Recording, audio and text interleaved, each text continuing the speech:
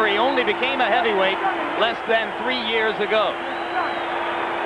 And from Atlanta, Georgia, let's get ready to rumble!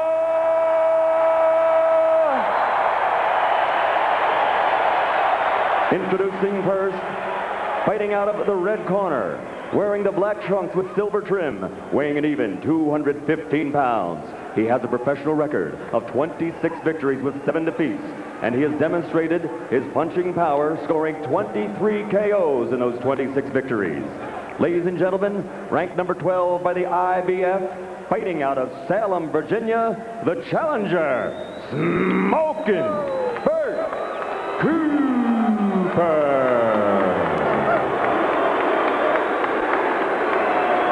And across the ring in the blue corner, his opponent, wearing the blue and gold colors and weighing an even 210 pounds. This 1984 Olympic bronze medalist was the first of his great 84 U.S. Olympic team to win a world title as a professional. That was for the Cruiserweight Championship. He now is a 2-time world champion with a perfect record of 26-0, 21 knockout victories. Ladies and gentlemen, from Atlanta, Georgia, presenting the undisputed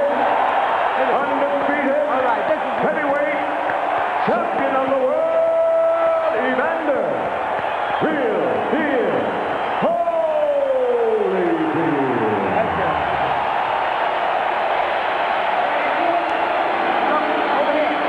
If he goes right there, I'm not going to call it low. Okay? Now, this is for the championship of the world. Expect a tough, clean fight. Protect yourself at all times. Any questions here? Any questions here? Let's get it on. Come on. Question in my mind, Gil, since Holyfield looks dry and a little cold, will he come out here and really just take it out of Cooper immediately, let him know he doesn't have a chance to win, or is he going to let Cooper build his confidence? Well, you know, I think this first round is very significant. Again, in front of the hometown people, maybe trying a little too hard. You have to remember, he hasn't had a fight in 217 days, and Bert Cooper has been an active fighter. And while Cooper has broken a sweat and does look warmed up, Evander Holyfield, as Larry Merchant pointed out, is completely dry. And Holyfield starts out establishing the jab. Cooper throws a long right hand and misses. Evander will not want to let Cooper inside with his face on his chest. That's where Bert is most effective. Good body punches by Holyfield. Cooper loses his balance. He was in serious trouble there for a moment. And Holyfield hit him twice when he got himself straight. Holyfield wobbled him a little bit with that left hook. And he got an uppercut in there, too. Cooper is groggy for a second. Holyfield with a chance for an uncharacteristic early knockout. He's not normally that kind of fighter. It's been 6 years since Evander Holyfield scored a first-round knockout, back when he weighed about 180 pounds.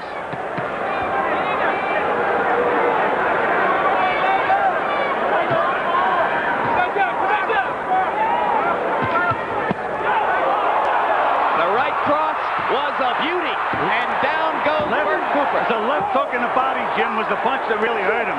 After the right hand, he dug a left hook underneath. Beautiful left hook to the body. Long time to go in the first round. Cooper comes over the top with a right, but he left himself open. There's that quick right hand of Cooper's on the inside. Very effective with that right hand, Cooper. He looks as though his head is clearing. Come on.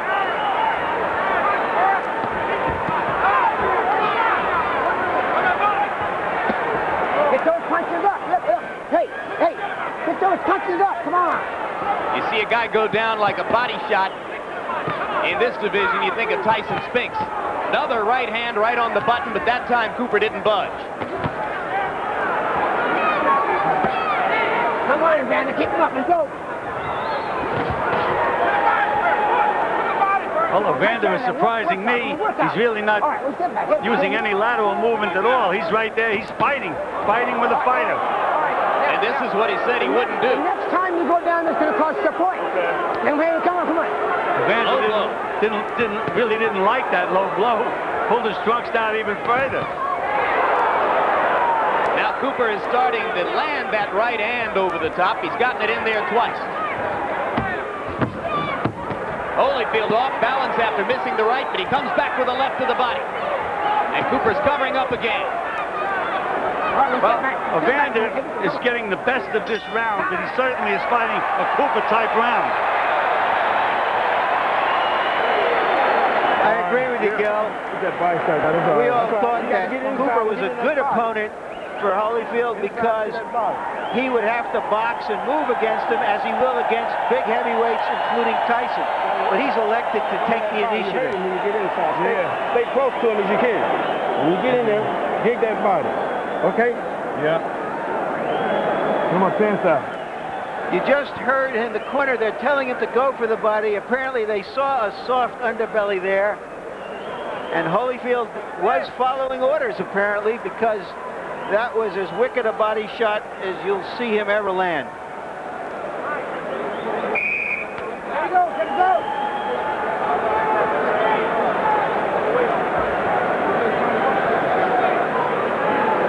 Of the accuracy of his punches, according to PunchStat in round one, 65% connect rate. And give Cooper credit for surviving that. He's come here determined to fight. Of course, some people look at Holyfield Foreman and say, well, Evander doesn't have a heavyweight punching power. Well, this is the Cooper, in my opinion, that fought Ray Mercer. He certainly got hurt with that left hook to the body, but he got up and he's bombing back, as you can see there. He's determined. We've got a war early on. And so many things can happen in a fight when guys are fighting the way Holyfield is fighting Cooper. They can bang heads, they can get busted up. I mean, I'm sure that they're very concerned in Holyfield's corner. In my opinion, he can use lateral movement to just completely outbox Cooper, but he's chose to fight him and get him out of there. A lot of people asked Holyfield's co-trainer Lou Duva about the mental adjustment problem of fighting somebody on 1 week's notice, and Duva said, well, I want my guy to get hit a couple of times. It'll clear his head and wake him up. Well, he's been hit a couple of times, Jim. We also have to wonder, Gil, whether this crowd enthusiasm hasn't stirred Holyfield up. Well, that's what we were talking about. He's fighting in front of his hometown fans, and he may be trying to be a little too impressive. He's got nailed with a couple of pretty good punches this round. Holyfield digs a left to the chest. Cooper has landed 2 or 3 straight rights. Well, you know, most Philadelphia fighters are left hookers, but you have to really watch Bert Cooper's right hand. It's a sneaky, short right hand. That's one area where he's gotten a lot better. He was almost exclusively a left hooker early in his career. Of course, that was what Frazier was teaching. Right hand to the body by Holyfield. Cooper wobbles again.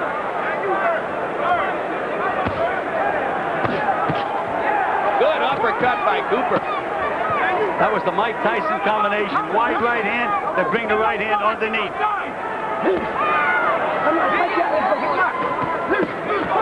Good left to the body by Cooper inside.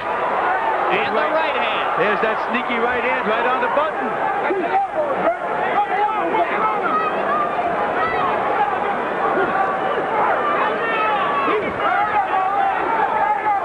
Since the knockdown midway through round one, it's been an even fight.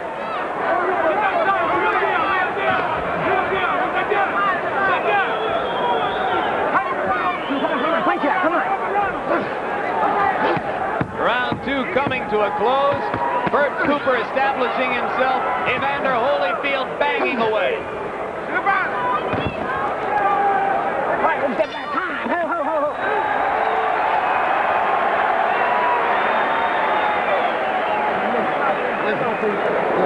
I want you to sit down on the ground, you understand? Sit down and look. Stop tying him up.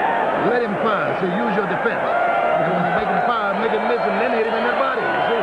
When tying him up, you use a lot of energy. Deep breath. Yes. All right, now take a deep breath. Come on, pull in. Suck it in. That's it. Suck it in. That's the one you want. Keep hitting that body. Slip his punches on your way in and keep running that body. Going third round, right? Yes, third round. All right, third round. That's right, take a deep breath. Hit him good to the body. Be first. Don't let him give off. Body, that's what you do with this guy. Now, don't be tying him up. Use your defense. Walk right around. Walk right around. It's pretty early for a fighter to be asking what round it is, Gil, so All right, then walk. Come on. I don't know how much longer he's prepared to go at this pace. But on the other hand, they're telling Holyfield in his corner to play a little bit more defense. But he ain't Holyfield listening. lands a left hook, and Cooper wobbles again. Cooper grins as if to say, you didn't hurt me. That usually means you did. And that's exactly what he did with Ray Mercer. He'd take those bombs right on the button, and then he'd grin at Mercer.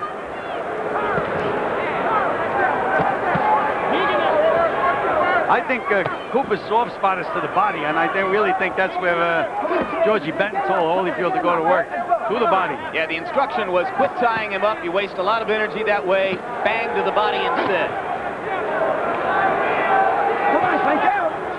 Easier said than done when the man puts his head right on your chest all the time. And again, even though Holyfield, in my opinion, is winning the fight, he's fighting Cooper's fight. And there's that sneaky right hand of Bert Cooper's. And Holyfield wobbles in the corner. The champion in trouble. Cooper bangs away. Holyfield almost goes down. Mills Lane's going to call it a knockdown and give him the count. Evander Holyfield floored in the third round by Bert Cooper. And a long way to go. You've got high drama in Atlanta.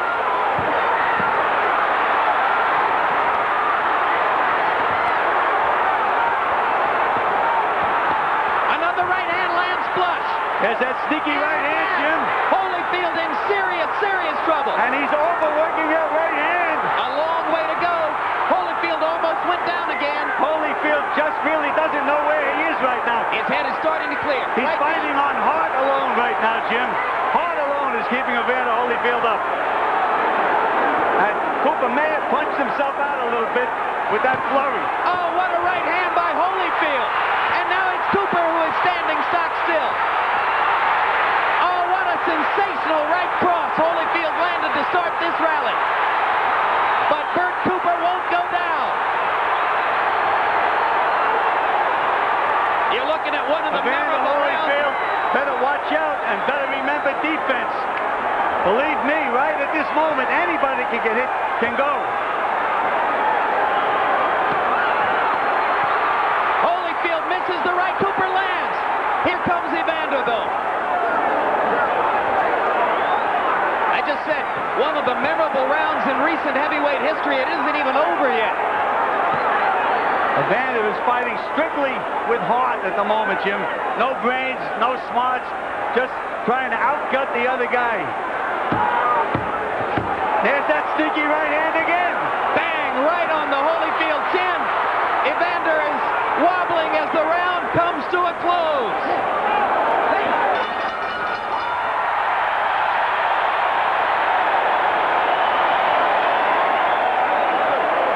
It doesn't get much better than that, but it shocked a lot of people. Now, this guy, got your head down. You understand? Suck it up. You understand? Come on. You're about to get under punches, because this guy's swinging at your hair. You see me? Now take your time and use your jab. You understand? Because this guy's ready to go. Now, you okay? Here we'll find Cooper coming in. Though he was tired, there's the punch that really hurt Holyfield. Paying the price of not fighting the fight he planned for. And here, this is just an example of one man's incredible determination, Gil.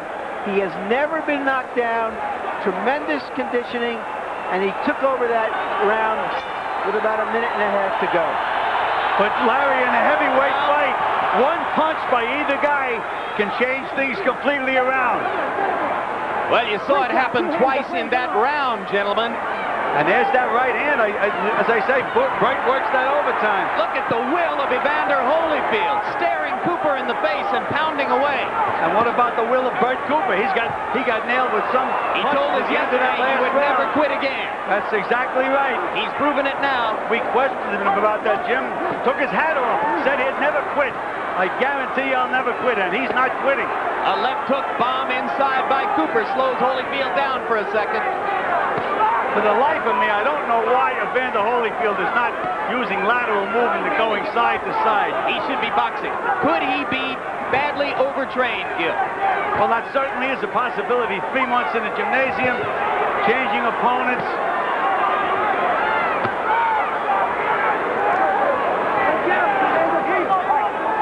Evander told us that in the last 10 days he slowed down his training because he was really ready more than 2 weeks ago.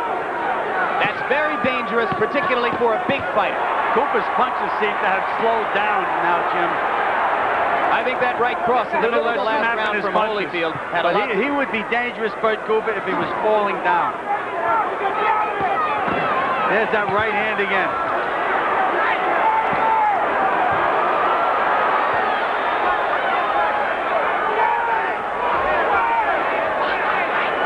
This appears to be one of those fights, Gil, that Holyfield said he wasn't going to fight anymore, that he wasn't going to just go in and trade punches.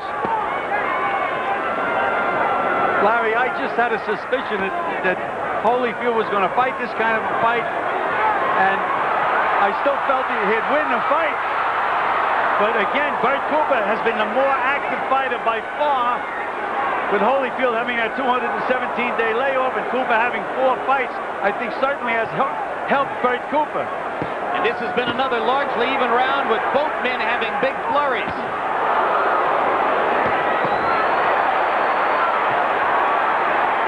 Cooper grinning again. Holyfield lands an uppercut.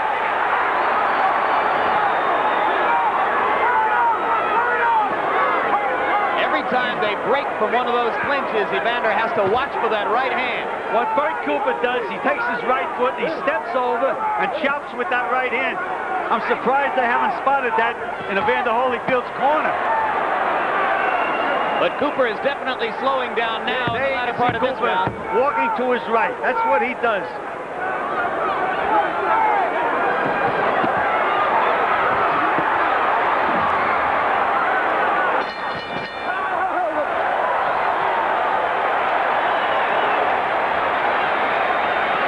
They have a heavyweight fight here every 21 years, but they sure have a good one.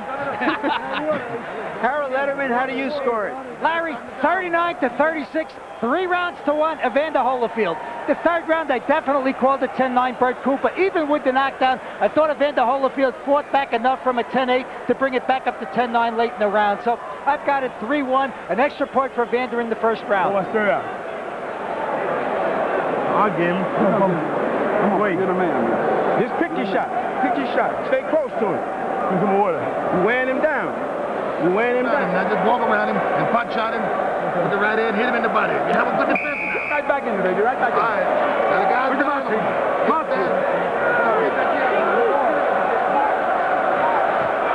Bert Cooper may be the only consumer in America with more money to spend this Christmas than he anticipated about a month ago.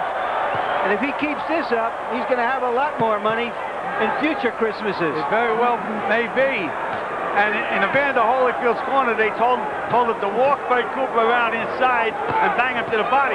But that's what Cooper's been doing to him. There's a big right hand. And Cooper's in trouble. Holyfield banging away with the right hand, but Bert won't go down. Oh, look at that. These are awesome punches, and Cooper has just about had enough. And he decided not to quit. He almost quit and decided not to do it. And he'll take punishment. The uppercut's been the punch, Jim. There it is again. The uppercut's the punch. There it is again. Evander found the key. There it is again. Yep. Left to the body, right uppercut up the middle. He's landing it over and over and over. Again. I think Mills Lane was right on the verge of stopping it about 10 seconds ago. But you can't stop it when Cooper has been this courageous. And Evander Holyfield is showing signs of being tired. And believe me, an uppercut is a very effective punch, but it's dangerous to throw from outside. Round's only half over, and Holyfield is punched out. Punched out. Can't throw anything right now. Timeout now as Mills Lane wants to look at Holyfield's glove. It is broken. The right glove is broken. Both fighters are going to get a long rest. And I think that Holyfield needs it more than Cooper, despite the fact that Cooper's been taking the battering. I don't think Holyfield would have thrown another punch for 20 or 30 seconds. You know, sometimes the opportunity to fight for a title, especially the heavyweight title, just makes a man galvanize all of his forces into giving the best he's ever had. Much as Douglas did in Tokyo. All right, you've got shades of Muhammad Ali, Henry Cooper here with the torn glove. Harold Letterman, what's the rule? Jim, they get the fighter who doesn't have the torn glove to a neutral corner. They're not supposed to let a second talk to him. In the meantime, they take advantage to his corner and change the glove. They always have a spare set of gloves at all times. But in the famous Henry Cooper Muhammad Ali incident, there the torn glove happened between rounds because Angelo Dundee was trying to find some time for Ali. Who said it did happen between rounds? Absolutely right. I thought you said it happened during the round. He's punching so hard. I don't know if I've ever seen in a big fight one fighter punching so hard that he actually rips the glove from punching.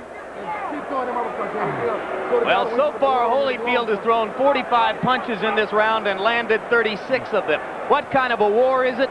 Both men, to this point in the fight, have landed more than half their shots. And Bert Cooper now has a cut on the side of his right eye. It's a small cut, but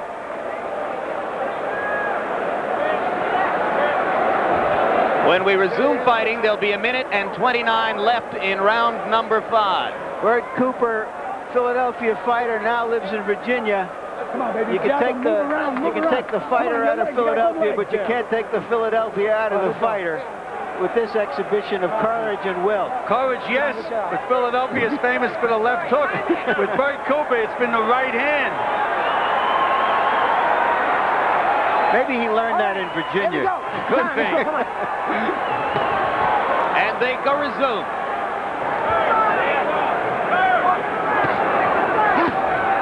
See what he does inside Bert. He takes that right foot, steps over with it, and bangs with that right hand. Let's see if Evander remembers to go back to the left of the body and the right uppercut. There it is. There's that uppercut, Jim. He didn't forget. He missed it that time, but he certainly didn't forget it. All right, we'll step back, guys. We'll step back. Here we go. Come on.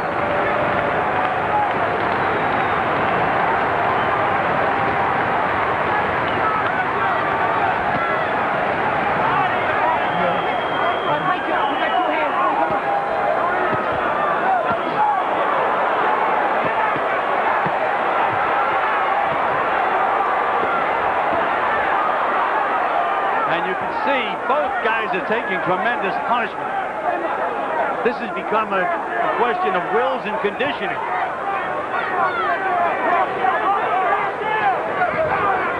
That's what Evander Holyfield should do. Take a step back once in a while. Go side to side to make Bert Cooper miss. Get him up, Evander. Come on. Conventional wisdom is that Evander Holyfield is the best trained, best conditioned heavyweight in the sport and maybe in the history of the sport.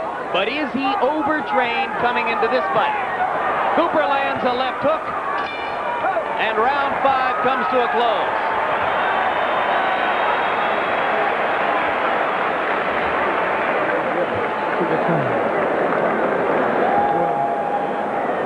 You're okay, baby. You're okay. Take your time and pick your shots. Stay inside. Hold her back. 3. Cut. Yeah. It's on the eye leak. You're doing all right. You're doing all right, though. Get in there deep. Let's take a look at the effect of these uppercuts. Look at that beautiful uppercut by Evander Holyfield. And watch the way he works it overtime. One on top. There it is again, underneath. How Bert Cooper is taking that punishment and firing back is beyond me. Eddie, take some of that off. Mills Lane instructs Eddie Aliano, Bert Cooper's cut man, to take some of the grease off of his right eye. You may remember before the fight, fellas, that I said that sometimes we're surprised by these kinds of fights because it's not as easy on the champion as we anticipated. And this is sure one of those times. First time I've seen Evander with a little bounce in his legs, though, is when he came out of the corner, Jim. But he's right back inside again. Now he's bouncing a little bit. He can punch and move. He punches and waits for the receipt. Exploding right hand by Cooper to the body. Holyfield again with the uppercut. You know, watch. There goes Evander again. Anytime he lands a punch, he stays still and waits for the receipt. Waits for the guy to hit him back. And Cooper is hitting him with left hooks and sneaky inside right hands. You know, Evander Holyfield always had a problem with stamina in the amateurs. It's never really showed in the pros, but in this fight, he seems to me like he's a little weary.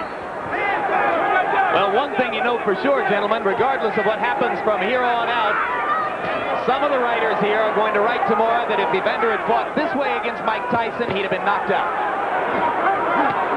Or he may have knocked out Mike Tyson. That's possible, too. I mean, do you think Tyson could take those uppercuts that Evander was nailing Cooper with?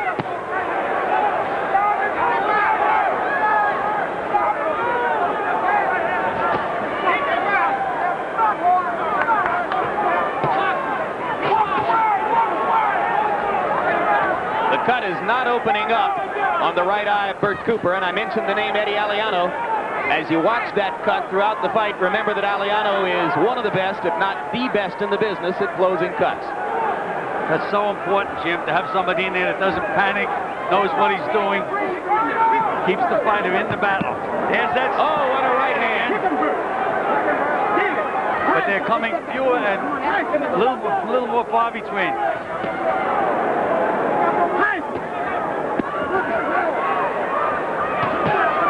Cooper tried the body shot uppercut tandem. Didn't work. Now Evander lands another right uppercut.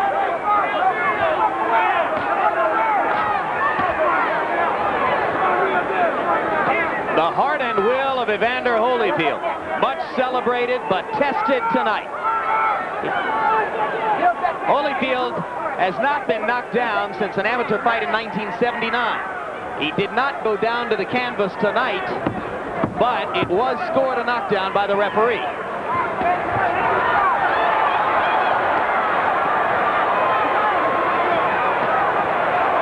And we are halfway through.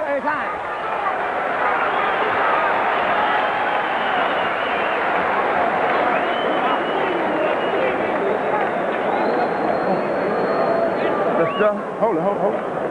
Hold on. Hey, yeah. What have they got on him? He's burning my eyes. Hey, tell the referee.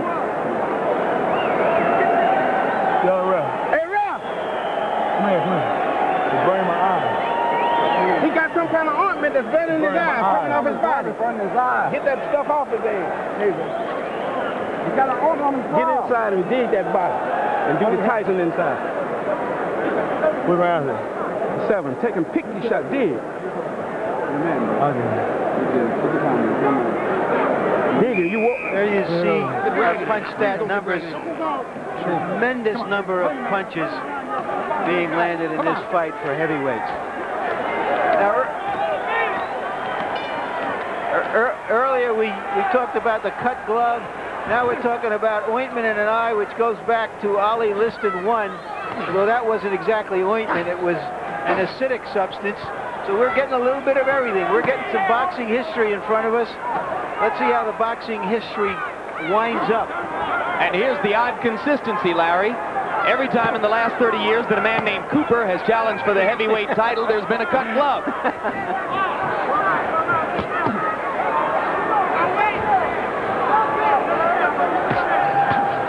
Another uppercut. I'm surprised that Evander Holyfield isn't using the jab a lot more, Jim. When a guy gets tired, it's easy to hit him with a jab. Guys always start out jabbing, and then later on they forget all about the jab. Now is the time when he can use a good stiff jab. Cooper with 2 overhand rights, and Holyfield lands another uppercut.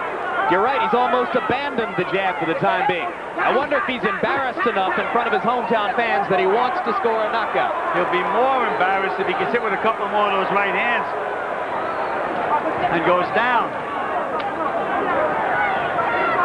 The opportunity to jab is there. You can see it. Bert Cooper's walking right straight in this straight line. Oh, what a bomb that uppercut was. But Cooper keeps coming back. There's another one. Cooper grinning again. Evander has to be saying to himself, what's holding this guy up and how much more energy can I expend? The question is punching power. Well, Ray Mercer was also supposed to be a good puncher, and I saw Cooper do exactly the same thing with Ray Mercer, so maybe it's the fact that Cooper can really take a great punch. What a turnaround that would be for Bert Cooper. I saw him quit against Reggie Gross in January of 1986, his first loss, after being hit by one punch. We should point out, Jim, that in those days he was on drugs. He wasn't training seriously. He really was going down the tubes, and Joe Frazier, his original trainer, claims to have quit him because of that. And Bert Cooper landed some very effective punches to the body in that last exchange. And when a guy gets tired, those body punches can become very, very effective. Well, for a while after that third round flurry, Cooper didn't go to the body at all. But he started to do it again. But now Holyfield rips another uppercut, and Cooper standing stock still. This could be it now. Only 15 seconds to go in the round. Not much time for Evander. Cooper staying right there. Target practice, but he's not going to get him. I don't think he's going to get him. Mills Lane has seen enough. Mills Lane stops the fight. And I thought it was a very good move on Mills Lane's part. He couldn't have known what the time was. It's probably about 2:58 or 2:59. Doesn't make any difference, Larry. But he was taking too much punishment. He gave a gallant effort. That's enough. I agree. I thought Mills Lane did a remarkable job. He stepped in exactly when he should have stepped in. One of the best in the business, Mills Lane. Well, I'll tell you, if Damiani had been the opponent, we wouldn't have seen this many punches landed if they'd been here for 50 rounds. They wouldn't have seen as many punches landed if they took the Queen Elizabeth over and fought on the boat all the way over. Well, gentlemen, thank God for Bert Cooper. Although I don't know that Evander Holyfield is saying that right now. What a battle. You know, Jim, in the old days, if a fighter put up a performance like this, the promoter would sometimes be generous and give him a bonus. Do you think that Bert Cooper earned a bonus in this fight? Bert Cooper, who's never made more than 100 grand, is getting 750 tonight. Well, no, he's getting closer to between 4 and 5. Let's take a look at this impressive barrage, this fusillade of hard punches at the end of the round. But his bonus will be the fact that he will get more fights against some of these young heavyweights.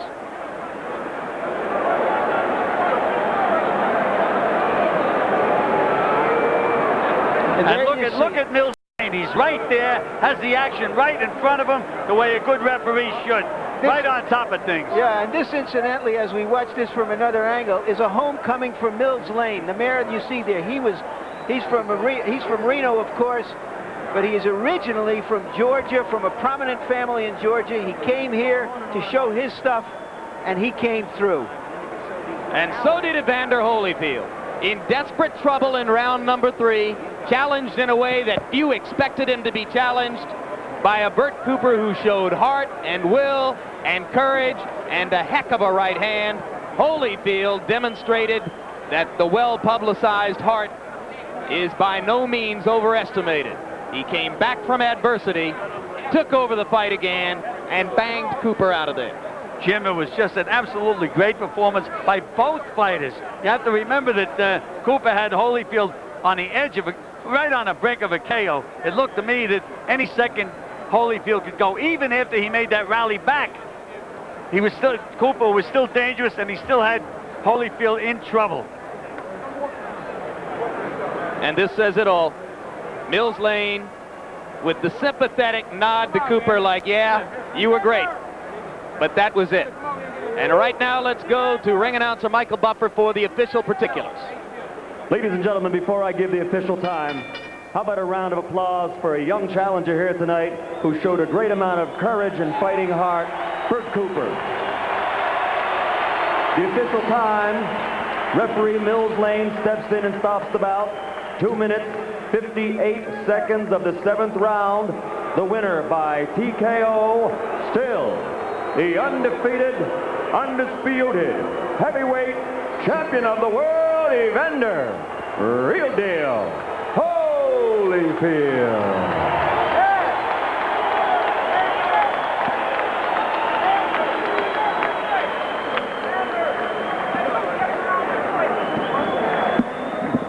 All right, let's go to Larry Merchant with the heavyweight champion of the world. Larry? Evander, congratulations. That was an easy one. No, it wasn't easy at all. Bert Cooper was very game, and for a guy to jump in there not too long for a notice, he fought his heart out, and I have to commend him, for winning the title. Did you jump on him early instead of boxing because you felt that he couldn't be in good condition? But not at all. Bert Cooper is the type of guy, once he gets the momentum, it's easy for him to stay in there.